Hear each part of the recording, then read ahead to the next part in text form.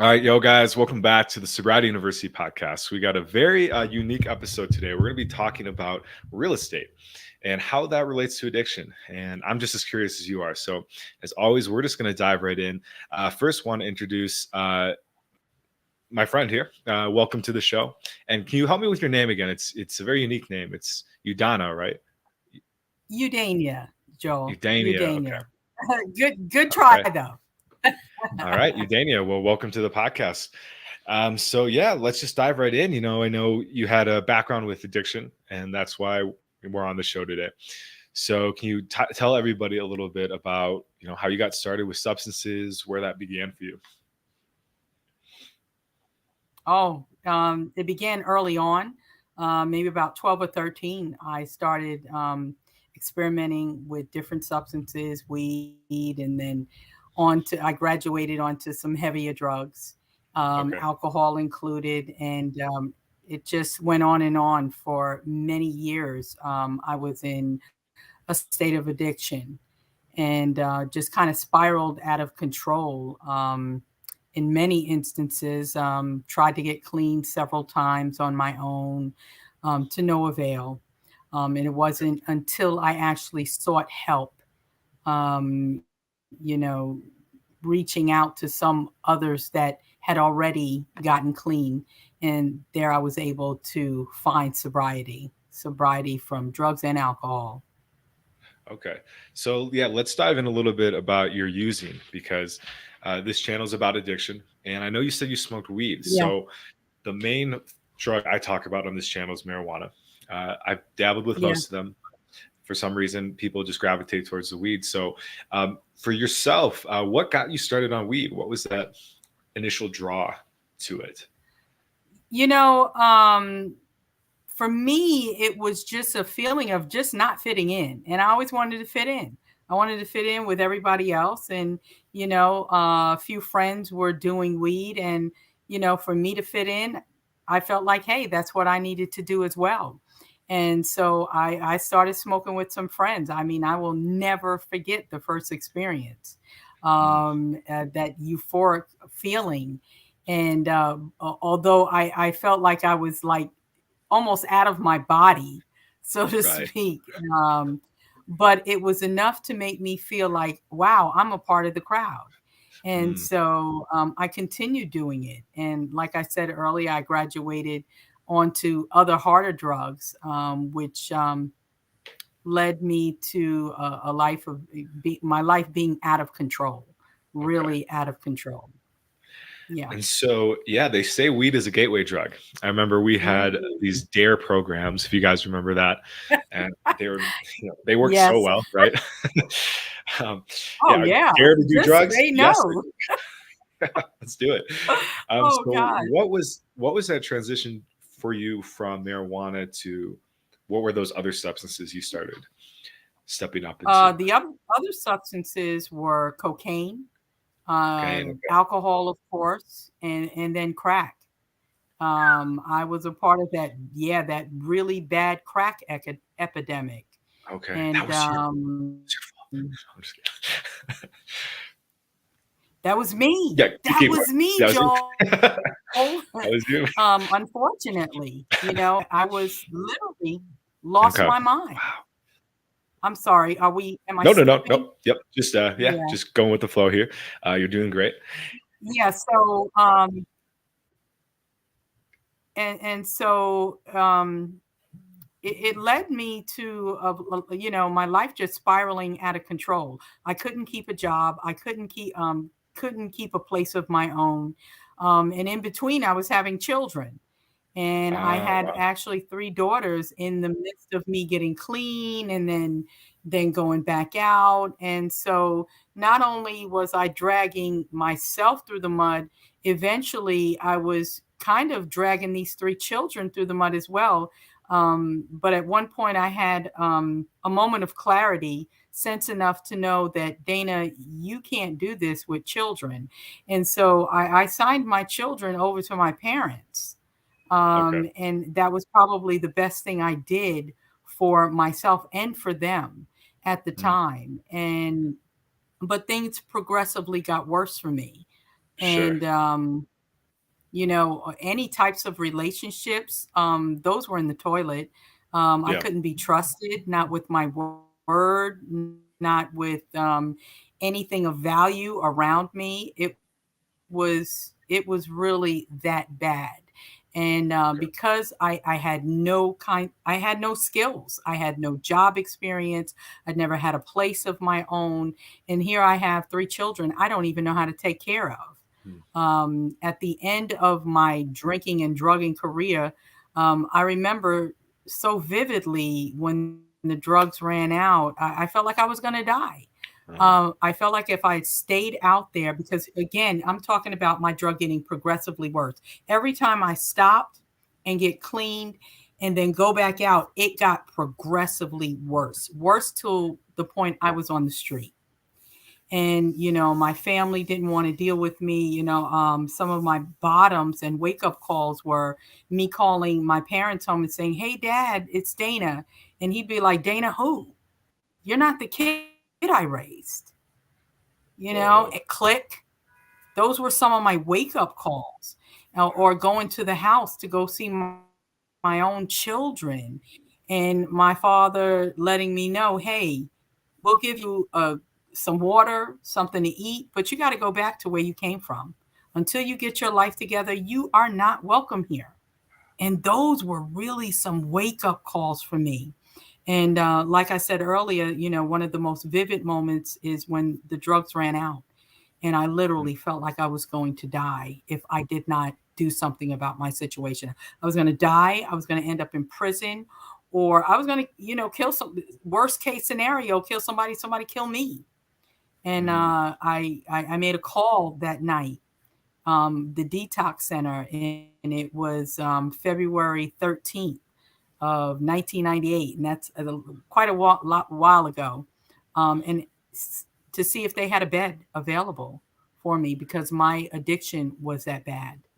And I'll never forget it. I went into detox February 14th of 1998, and thus began a new life for me. But it Mm. was not easy because, again, I had never really learned how to live.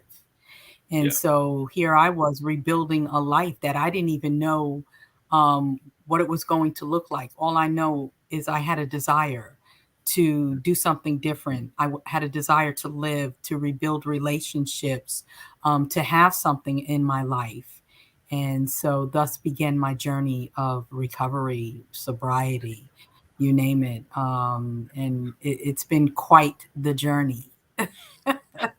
Man, it sounds like it. Holy crap. Yeah, lot to unpack there. I think one of the messages that you said that really stood out was that it gets progressively worse. Oh, And yeah. that's something, we hear in support groups, and we hear just from people that come either for coaching or through this channel. Obviously, there's a ton of other sobriety networks out there that, and I found that too. Like each time the consequences got a little worse. It was almost like Oh, yeah. the analogy I had was that, okay, I'm like a cat. I got 9 lives. And each time I do something naughty, I lose a life. And I was Yeah. definitely on life 8 or 9 when I finally came to my rock bottom. And just, if you're watching this, and you, as painful as it might be, the sooner you can get going, the better. Because the way I thought about it too was that each year I delay, each month, each week is another day, week, or month of crap I have to work through. Because as you Oh, know, as we'll talk about, yep, it's a lot of inner work that is involved in recovery.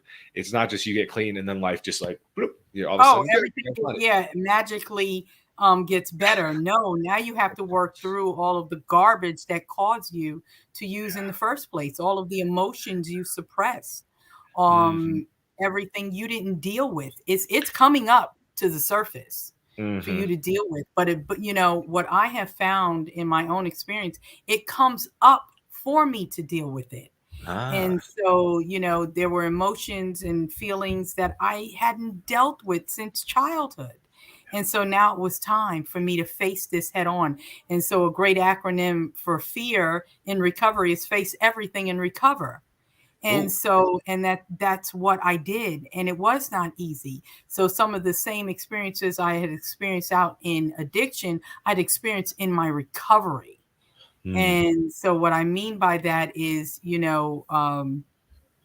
just dealing with the fact that I was using and why I was using, really uncovering that. Um, you know, how do you call it? Peeling back the onion, yeah. and there were some ugly things in there that Hmm. I didn't want to deal with, but had caused me to use early on. But now I was facing it, and I'm so grateful that I did. And I remember a point in treatment, because right after detox, I went straight into treatment. And I remember we were in a co-ed meeting, and the counselor said to the group, it must have been about 25 of us, statistically speaking, he says, only two of you are going to make it. Some of you are going to go Wow. back out and come back. Some of you are going to go back out and not come back. And that scared the crap out of me. And I knew in that meeting I was going to be one of the two. I Nice. wasn't coming back because I was no longer afraid of the yets, things I hadn't done. I was Mm. afraid of the agains. I was afraid of going through that all over again. And so I decided right then and there, I was just the same way I was willing to go to any length for my drug, I had to become willing to go to any length for my recovery. Yes, Donna. Yes, I love that acronym. First off, and you have a great point. Like everyone gets the choice to become either the statistic or the statistic on the other side. So be that person, guys. Right. Be that person that is the one that recovers and gets to have a brand new life that's like beyond. They say that in recovery, and I would like never believed it. I was like, yeah, okay, whatever. They say you get to live a life beyond your wildest dreams, and I'm like, okay, that life's been a complete nightmare. This has already been beyond my wildest dreams, but they meant on the Oh, positive God. side. And you can absolutely do that. So we talk a lot about on this channel trauma and like kind of those kind of root issues that you dealt with. I think it's really important to look at and talk about. It's uncomfortable if you're going through it, but it's where the real growth happens. Like, and I mean like that growth where like you become a completely different person. So if you don't mind sharing some of those big insights you had about things from your childhood, maybe personality traits that led you to use in the first place. Oh, wow. Where do I begin? Well, a lot of things that happened to me in childhood that I don't think should happen to any children. Mm, One, abuse. And so always caused me to feel like I didn't have a voice. mm, No, it didn't matter yeah. what I said. Okay. And that people really didn't care. I come from a family where children are seen and not heard. You talk when you don't speak until you're spoken to. That kind of mentality. And Right. so, as I was working through all of this garbage, it was sort of like mothering myself all over again, having to, rewrite a narrative that I grew up with that I now got to do something different with my own children. I had a choice. And that's really what recovery has taught me, that I Mm, have a choice in everything. And I do have a voice. I'm a voice in this world, and my voice matters. yes. And so what I also recognize is, all of what I had gone through was not only for myself, it was for someone else. My experiences are for someone else. I know where the potholes Yes. are. I know where the brick walls are. You don't have to go through all of what I went through just to get the lesson. And so if I can help one or two people, then everything that I've gone through will have mattered. It will have meant something. And so for the people closest in my life who I've, you know, where I've taken accountability for my life and made amends, I live by example. My life is an example of some of what not to do, in my past, and the way that I walk today. I'm that example today. I've always taught my own children people are either an example or a warning, and you can learn from Mm. both. And so Oh, today, I'd like to think that I am an example for all. From where I came from to where I am today, complete 180. Wow, I'm writing this timestamp down because that's going to be a video, short form video. That's great right there. That's freaking gold. People are either warning, or was it an example? Was that An example. an example? They're Okay, either a warning or an example. And so you get to decide, and from either one, you can learn.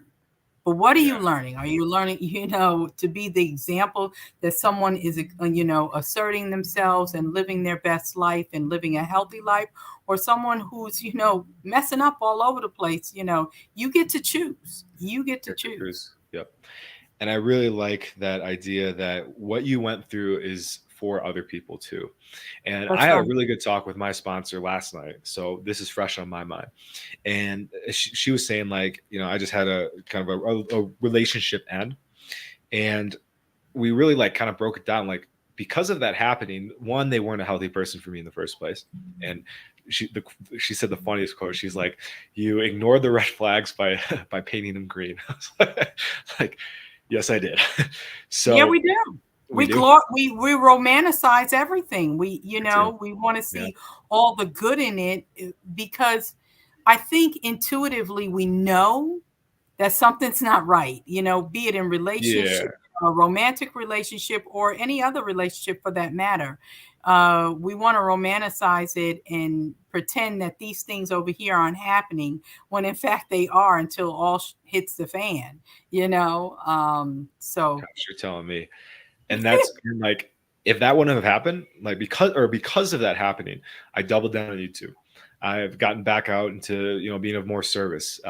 Have been working double down on the business, and so much has come on from it, not just helping myself but others, because of that caution that, I ignored. Yep. But universe universe has always got your back. That's um, right. so it was an absolute blessing in disguise, just like it sounds like it was for you as well. And I Yeah. really like that part you said about, you had to reparent your inner child, your who you Oh, are. And that's oh, so powerful, because there are support groups out there, guys. If that does resonate to you, we're not sponsored, so don't worry. you're right. we can't we can't say the names by name because they're anonymous. Wink, wink. Mhm. But to say them, it goes against the program. So anyway, I have a guide here that you can download if you want all the names of the groups that are out there. There's YouTube channels, forums, different meditation groups, like, all available. Most are no cost, besides maybe the movies and books, but everything else is absolutely free. And when I say free, I don't mean cheap. I mean, like, as in, all you have to do is show up, and it's going to change your life, like it did for both of ours. So yeah, hit that Capital down below. FREE. FRE, capital, right? Not lowercase. And the one that is in there Right. about reparenting your inner child, it's called, let's just say, it's about being an adult and being a child. Yeah, for some reason, this happens every once Yeah. in a I while. Being love an that. adult and I being a love that. child. And it's such a powerful group, guys, because you start to get to develop a relationship with those parts of yourself that were cut off in childhood, that, maybe something traumatic happened and the world outside said, hey, you are not welcome here in this universe, in this life. And because of that, we, obviously being young and thinking adults are gods, listen to them. And so a lot of my work has been kind of reconnecting with those parts and letting them know that you are welcome. You're more than welcome. Like, I really value you, and I want you to be a part of my life, and we're going to find a way to work in harmony. And because of that, there's just way less stress on a day-to-day basis. Let's just put that, because there's that inner harmony.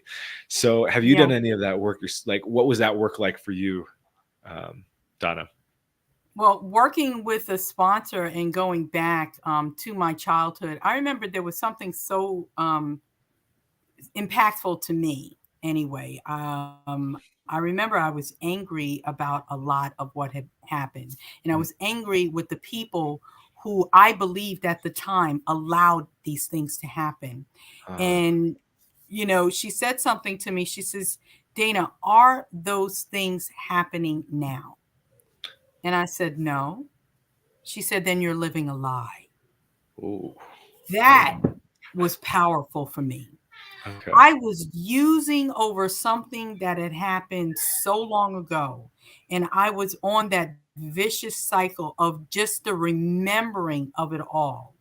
And so those things were no longer happening to me. Now I had a chance to heal. My Mm. trauma is not my fault, but my healing is my Yeah, let's responsibility. go. Let's go, Don. And so, knowing that was so powerful for me because those things were no longer happening. So now that gave me the opportunity Mm. to heal. That not only the opportunity, but I was almost obligated. I had Mhm. nothing else to blame. I had nothing else to point the finger at. So it was incumbent upon me to do the healing work.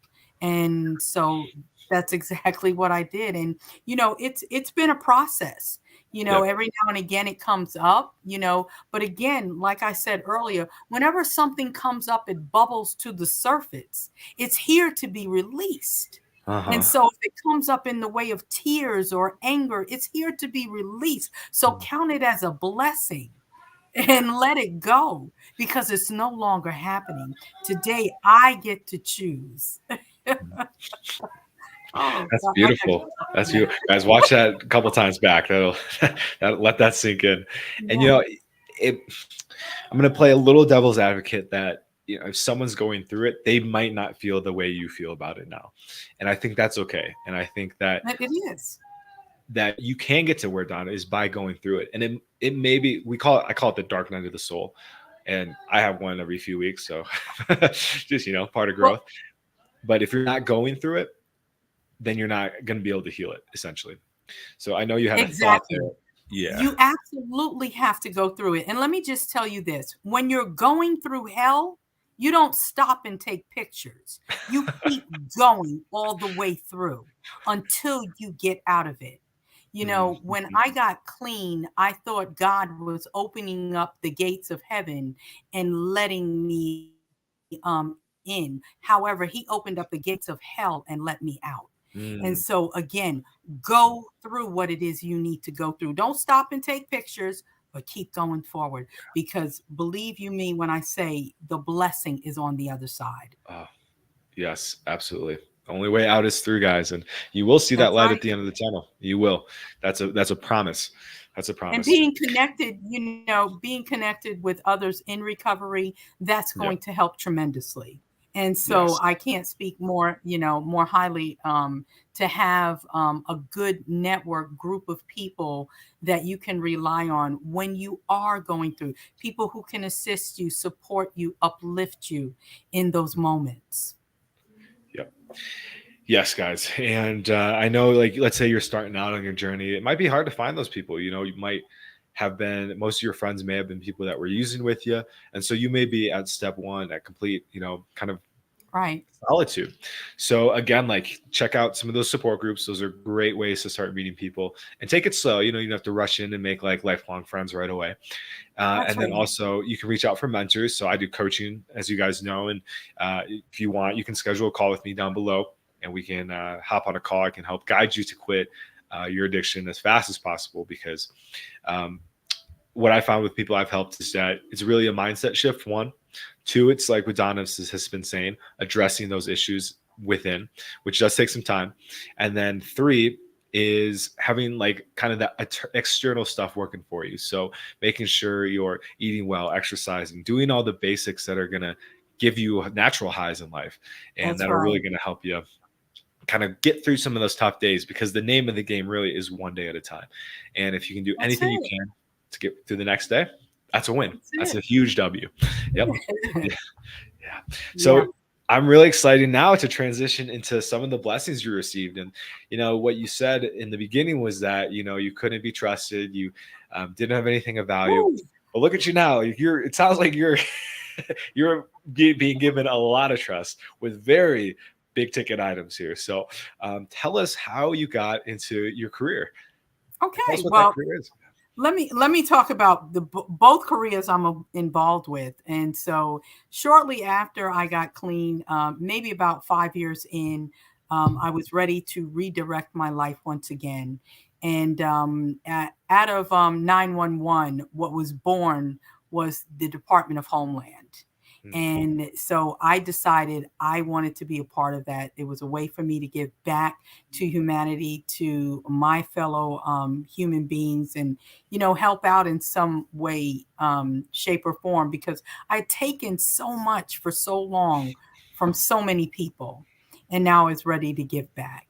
And so I applied and I was able to get in with the Department of Homeland. And I've been with them for 21 years, going on 22. And it's been a rich and rewarding career. I'm absolutely, every day I'm grateful for the opportunity to serve mm, the way that I do. Um, and so on to the next thing that I also do, which is real estate investing. And so in 2020, when the world shut down, mhm. my job literally stopped and my Okay. home flooded all in 1 week's time, No and I way. became a little depressed. And those were, if I look back, if I really take a closer look, those types of things would have taken me back out, would have caused me Right. to use a drug or a drink. But because I play that tape all the way through, because I know if I pick up one drug, what that's going to bring me, the next drug and the next one, one is too many and 1,000 is never enough. And so, at any rate, all of this was going on. I got a little depressed and I decided and recognize that people need something to do, they need something to love, and they need something to hope for. And Mm, real estate investing gave me all three. I cool. decided to jump in with no license, no real estate background. Dang. I joined the platform Connected Investors. I remember seeing advertisements with Ross Hamilton. He is the founder of Connected Investors, asking, what would $5,000 do for you and your family? What would $10,000 do for you and your family? And I remember thinking, I knew what it would do for me and my family. Although I was doing fine, I just was not able to get ahead like I really wanted to. I owned my Right. own home. I was comfortable, but Huh. I wasn't satisfied. I knew there was more. And then getting into real estate about 3 months in, I closed on my first three deals and I haven't stopped since. A year later, I won Connected Investor of the Year nationwide. Sweet. And from there, a year later, they asked me to become a coach. And so now I'm also a Connected Investors coach. And we also do coaching on the side with my business, Renew Me Properties. And so, stepping into real estate has literally transformed my life. It's transformed my life in the way I look at money, the way that I move with money, the way that I invest my money today, and the way that I'm able to help other people, not only those outside of my family and friends, uh, well, my family and friends included, excuse me. Yeah. So it's been so rewarding. It's literally changed my life. Wow. Okay, Donna, that's fantastic. Holy crap, that's so cool. It's amazing that one, you just got what, cold turkey basically. You didn't get a license, you didn't do anything like that. And I have a couple selfish questions for you. So Yeah. I got my license last year on August 10th. So got licensed in the state of Wisconsin. Okay. It was actually a really big moment for me because I had exited school a few times because the career I was in, I wasn't really feeling it. I knew I could do more online. I wanted that entrepreneurship life. But I did have a lot of guilt about like exams and like, being a failure Yeah. in the academics. So passing that test for me was really big. And I remember when I sat down for the test, I studied like crazy. I like a stack of note cards like this big. And I see the first question and I go, yeah, I'm not passing this thing. I just had no idea what it meant. And I started getting Oh in my no. head, and right. And I just like all this like trauma from school came back, and I was like, "Fuck!" And I just remember sitting there. I'm like, "All right, Joel, you know what? Just Oh get through the test. Um, go all in on YouTube, and you'll be good." And I actually passed. So I ended up, that thought kind of exited, but obviously we're here now. So which means the real estate did not work out. It was right when the market crashed big after all the COVID like boom, right? So Oh there wow. just the market had like completely dried up. So what does it take to be good in real estate? Ha ha ha. Consistency, Consistency, okay. taking action. and not Mm. giving up. That's really what has I know that is I attribute all of that to my success. Me Okay. being consistent, not giving up, having the fortitude to push through the challenges because they're coming. And Mhm. they're going to come no matter where you are in life, and allowing yourself to the freedoms of not being perfect at it, Ah, okay. falling, fumbling, not knowing it all. A lot of, I work with a lot of real estate investors who feel like they have to know it all before they even take action. But that's so untrue. It's in the action that you're learning, you're getting the Mhm. experience. And so often people give up before they really get a taste of what it's like to whatever field they're in. Okay. They feel like it's not working out. Well, guess what? Statistics tells me that real estate creates more wealth than any other industry in the world. So it's not real estate. All I needed to do, I found real estate. All I needed to do was find the proper platform that resonated with me, that I could work with, that I could find leads, that I could find deals, that it was a one-stop shop for me. For me, that was Connected Investors. And now I had to become the right type of investor. I had to stay steadfast. I had to learn. I had to take action, not just learn, because that's what so many people do is sit on the sidelines learning, learning, learning. Oh, I gotta learn this first. I gotta learn this next. I gotta learn that. No, you have to learn it and take steps. You have to Mm. learn it and take steps. Martin Luther, I think it was Martin Luther King, says you don't have to see the whole staircase before you take the next step. You Mm. can drive from Florida all the way to California with two headlights and seeing 6 feet in front of you. That's all you need to see in front of you to Mhm. get from A to B. But if you're not even willing to take the next step, you're not going anywhere. And so for me, it's been about taking action, whether I was good at it, whether I was an expert at it, and staying consistent. That is my keys to success. Cool. Of course, there's Yeah. other little steps in between, Yeah. but Yeah. I think those are the two biggest. And so many people, they're so scared of taking that first step because they don't feel like it's the right step, or they don't think Yeah. they'll be perfect at it. Well, guess what? You're gonna miss 100 shots you don't take. Yes. Said Steve Carell slash Yeah, Mr. you're Scott gonna from you're gonna Office. miss all the shots you don't take. Can miss And all the so I shots. just take shots, and I mean, I'm missing them all over the place. Who said, I think it was Michael Jordan said it best. He said, the reason I'm so successful is because I failed so many times. Mm. Mm. And so if this is, let me put my hands in here. If this is failure and this is success, every time I take a shot, how much closer am I to success? Yeah. Yeah. I'm just saying. And I think that's a really good message for anything in life, any business, entrepreneurship, any relationship, dating, all that. Like you just have to be consistent. And where so many people dive off, and like I'll say, like, yeah, I wasn't consistent with real estate. I gave up. Now I've Yeah. been consistent with this, so I've seen success in this, which I'm glad I made that transition. But anything in life you want to be good at, you're right, it does take consistency. And same with recovery too. Like Yeah. sometimes, you might not get sober right away. You got to give yourself some time to go through the failures, go through the relapses, and then get back on track. You And know, that's going to build that resiliency to be able to have success in that field, and then take that skill and take it into other areas of your life, including business, including relationships, all the fun things that we get sober for, basically. that's right. I remember having an aha moment on my way to go look at a property one day. And I remember thinking about how hard I went after my drug. Yeah. I mean, Talk about I consistency. I mean the time, the energy, the brainstorming, and how was I going to get my next fix? All of it. I Mhm. put so much energy into it. And I remember thinking, if I just put a fraction of that energy into real estate investing, where will I be? Totally.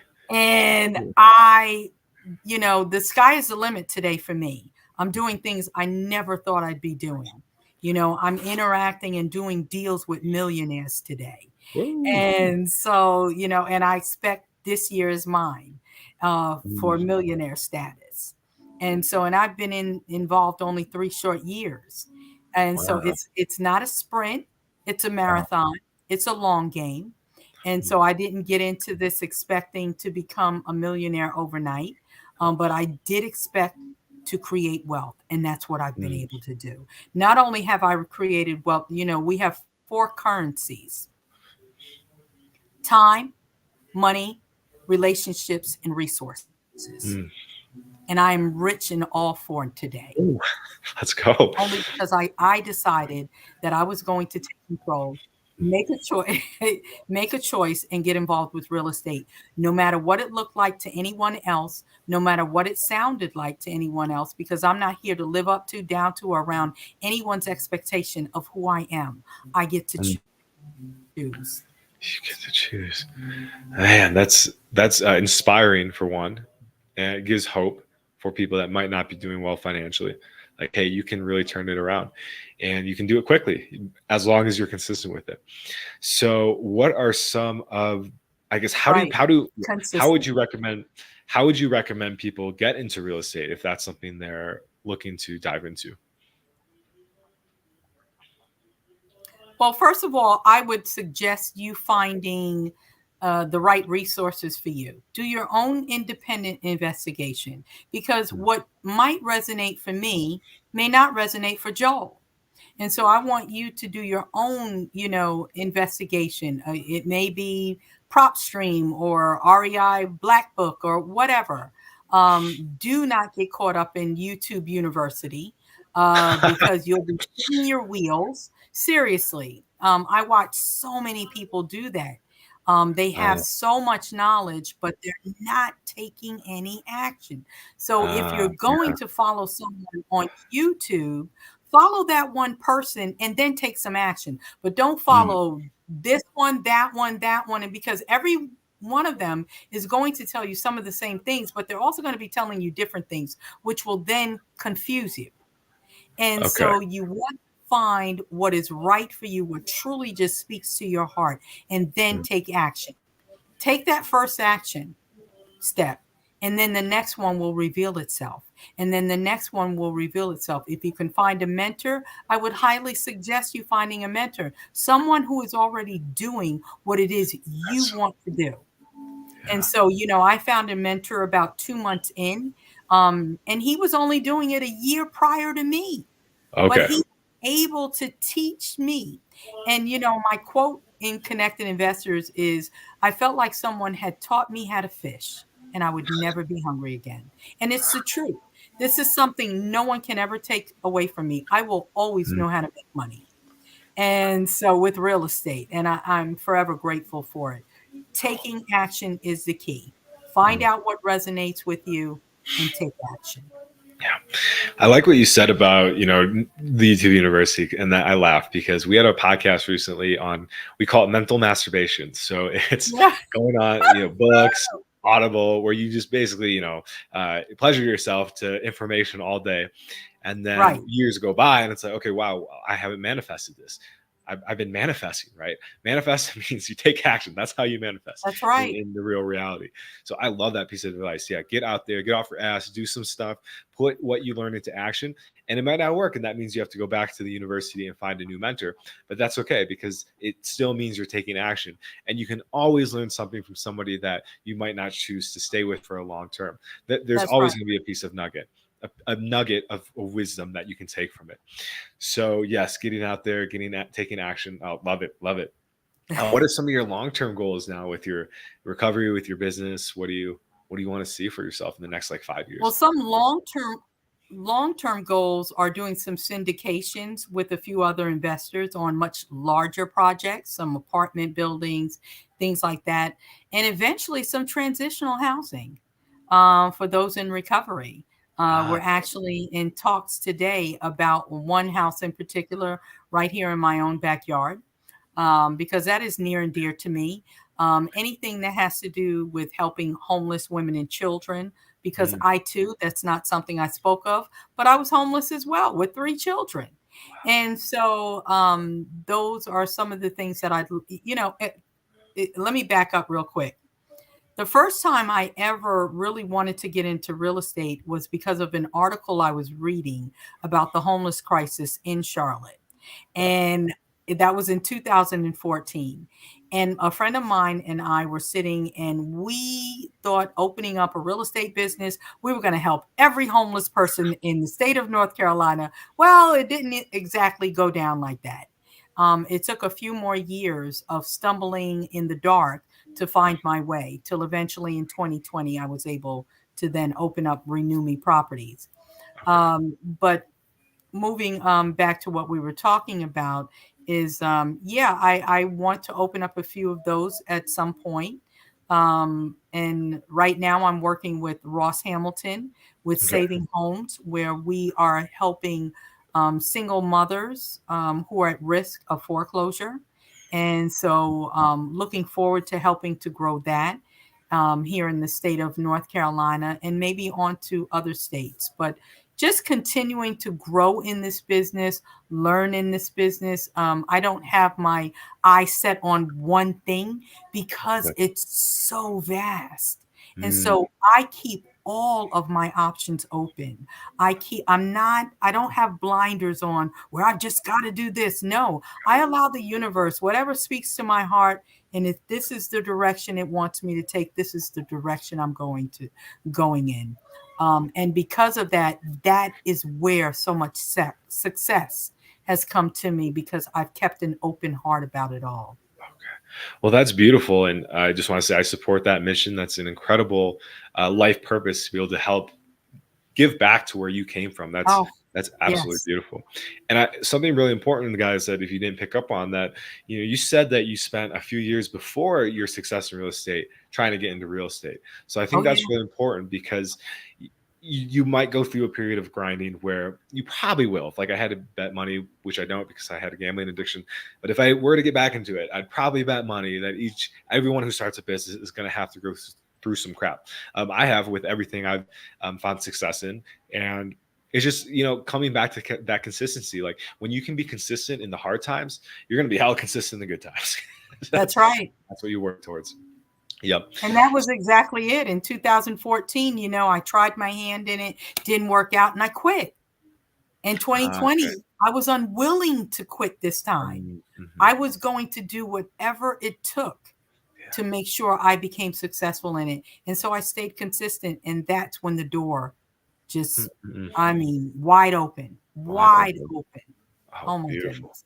Beautiful, beautiful. So, guys, this has been a fantastic conversation. We have a few minutes left. And to wrap up this stream, I want to talk a little bit and pick your brain about higher power universe. How do you work with it? Listen to it, like hear its advice. Like, because, and I'm gonna give some preface.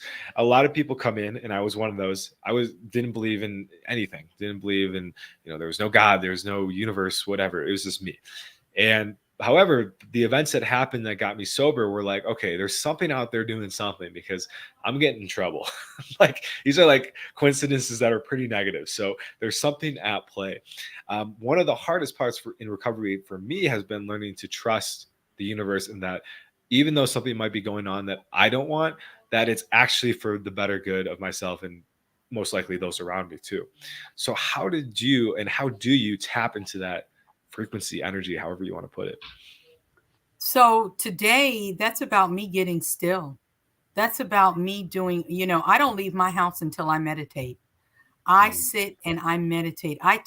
Before I pick up my phone, before I do nice. anything else, because I don't want the disturbances or the distractions of the outside world messing with my inner peace, especially first thing when you wake up. Because Mm, I truly believe I'm getting downloads from the universe right at that wake and sleep moment, if you will. Um, and so I choose to meditate at that time. I think that's when I'm best aware and open to whatever I receive. And so I take those moments to just do some meditation and allow whatever the universe wants to tell me to, download in me. I truly believe I have universal access today of universal mind as well as the collective mind. Anything that is out there, it's available to me and I have access to it. And, it didn't start off like that. This Sure. took some time.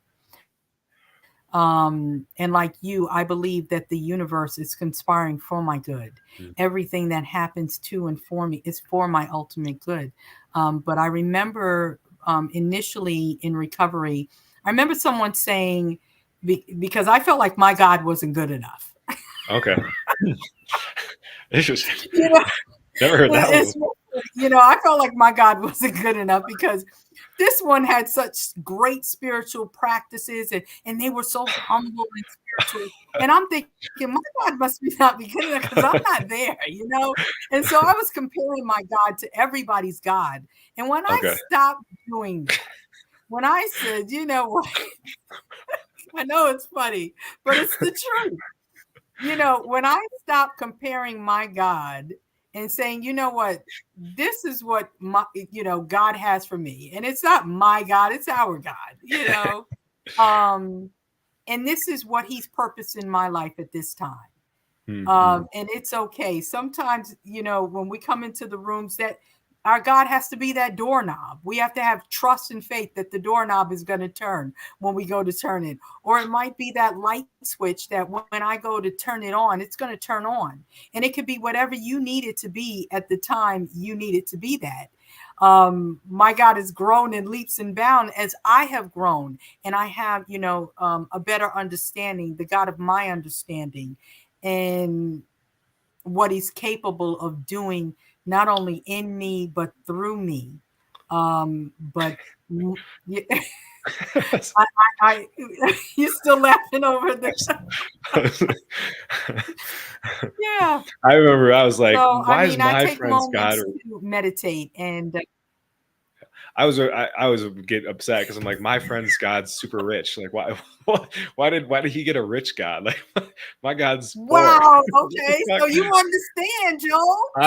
I understand big time. Oh yeah. His God has blonde hair. Oh, What the hell? His God has a six yeah. pack. What the fuck? Are you kidding me? Yeah, I was So, comparing my God to everybody else's God too. I was like, wow, I don't know that I really like my God. Wait a minute, yeah. hold up. Yeah. You made me an addict, you son of a bitch. You gave him a Oh Lamborghini. gosh, that's What's going right. on? Wait, I'm in this boat. Hold on, wait a minute. Oh man, that's so funny. Oh, I thought I was the only one, No. but and so just that alone in exposing things like that, this is what gets us that much closer to who we truly are and what the God of our understanding has purposed us to be. When we can expose these silly little beliefs that we've held on for so long, and half of them not even true, make no sense whatsoever. I'm grateful that I can laugh about these things today, but that's where I was at. Right. And today when you can own your own truth, that gives you the power to create such a powerful future for yourself. When you own it, when I make this my own truth, my own, and that's why I have no problem talking about it, because it's my story. It's my Yeah. truth. And I've always believed, so long as I lay my cards out on the table, no one can ever hurt me with my own truth, because it's mine and I own it. It's yours. It's yours, and the universe is helping you. That was That's one of the right. biggest things, I think, a transformation for myself is. So not only did I believe that the universe wasn't helping me, I thought my higher power, God, was indifferent, which meant it didn't care like what happened to me. Yeah. And that was almost more painful. I was like, I'd rather just have them fuck with me than actually just not give a shit. No, no, Oh, it always helping. And it's the same way we talked about earlier with having a loving parent. When you see when you see a child act with parents that are like kind of grounded and like, actually like kind of sane people, like they give consequences. They give harsh lessons. Like that's what being a good yeah, parent's about. And so the that's universe right. is actually, it's going to treat us where we are in our journey, and that might mean giving us some lessons that, of course, we wish we had learned when we were like 4, but we're older and we have to learn it now. It Yeah. will. And that's It's okay. not. At 40, It's okay. you can still learn the lesson. You know what? The point is, if you're still here, you can still learn it. Yeah. If you have breath in your body, you can still learn it. It's never too late. And that's the beauty of life. Never too late. Yes. I think that's a great place to end, Donna. This has been a fantastic talk. And I want to say thank you for coming on. This was a pleasure to hear your story. And, we have a ton of wisdom that I'm definitely going to be looking forward to sharing in smaller chunks so people can really get that full experience. We got a few comments here, so let's go through these. Let's see. JT, what's up, JT? Good to see you again. I went from prescription medication to real estate as well. Let's go. That's awesome. Wow. Way to go, JT. Yeah, that's what it's about. That's right. So yeah, my trauma is not my fault, but my healing is special. Yes, right. I love that. I love that. All right, yep. Beautiful. That's going on the quote wall for the Instagram for sure. That's a baller one. Watch it back later. Good work as always. Yeah, thank you, Spicy. Great to hear from you. This is somebody new that's been commenting, and yeah, great to connect with you. And congrats on your sobriety journey. I'm not even going to try to pronounce it. I'll call you just Shay. How about high concentration of THC in marijuana dabbing? Is that an extreme use of using weed? Yes. So that was really my kind of addiction, was dabbing. I couldn't even get high off flower anymore. So and because it's way stronger than just smoking like a joint or whatever. Right. The problem though is you build a tolerance to that too. So once the tolerance for dabbing and high concentration was built, for me it was pretty much game over. That's really when that fear started to kick in, and I'm like, okay, my life's not going well. So what I did was I started to wean off slowly from that and start picking up just regular weed again. And once I was able to go a few days or so without needing dabs, I would start to get high on the weed again. So that was actually nice, and it was a nice transition. From there too, I was much more easily able to quit weed. Then I did the same process with weed to going sober. And then when I did put down weed eventually, because I had taken that time to really wean off in like a healthy way instead of just like trying to force it, it was a lot less painful than I think the times I did try to just cut it off at the knees and be like, I'm never touching this again. Yeah. I always relapse. So I think, yeah, definitely reach out, Shay, if you want to talk about it more. Again, you can book a call with me down below, and we can kind of dive into, maybe a game plan for you to quit if that's something that you want to do right now. Otherwise, just hit me up on Instagram. We can chat a bit too. So, and also, this channel is about Jesus, Sobriety University. Turn this. Okay, yeah, not sure what that's about, but anyway, thank you everyone for tuning in, and teach their own. And yes, guys, Donna, where can people connect with you and find you? Yeah, they can find me all over social media: TikTok, Eudania Burrell, Instagram, Facebook, you name it. Cool. Also, dsimpleinvest@gmail.com. Got a few free gifts if anybody emails me there. Again, that is dsimpleinvest@gmail.com. All righty. I think anybody can spell that. And so awesome. And guys, links for her stuff are going to be down below. Final thing from my end is we do have the Men and Now community, which is a community of guys that are all leveling up together. We talk about business. We talk about real estate. We talk about finance. We talk about dating. It's more than just like a dating channel that you typically see on YouTube. We talk about addiction, of course. We just had a podcast this week on love addiction, which is a big one. So definitely invite you guys to come over and check that YouTube channel out, just Men of Now.